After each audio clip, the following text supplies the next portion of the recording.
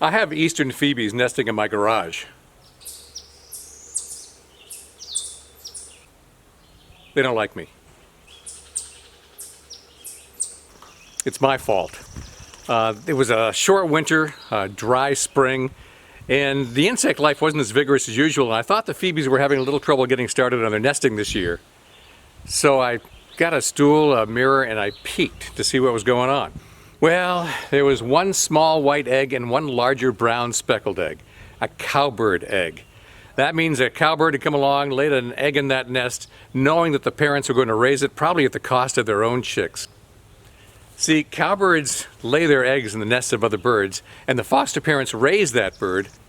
The problem is that bigger egg hatches sooner, it's more well developed, and the chick is going to be bigger than its siblings.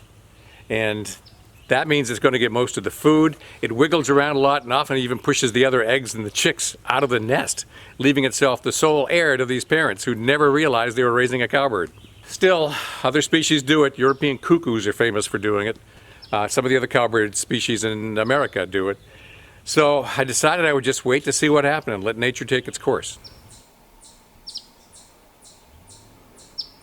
So I guess my first question was, how many eggs is this phoebe going to lay? Usually it's 4 eggs, but there's already one there. So I watched. One day there were 2 eggs. Then there was a second white egg. Eventually there were 3 white eggs.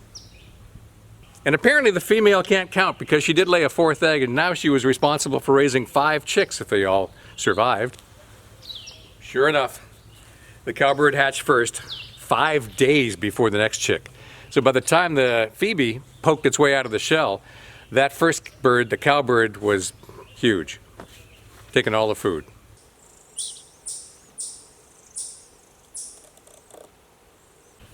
The cowbird was practically ready to fly while the other babies were just tiny, undernourished little things. Then something happened and I don't even know what happened. I was gone for 2 days. I come back and the cowbird, which was probably old enough to fly, was gone. And so were 2 of the phoebe chicks. There were only 2 chicks now in the nest, both phoebes. So I have no idea what happened, but what I do know is there are 2 chicks still being fed by their parents up there, and it looks like they're going to raise at least half a successful family.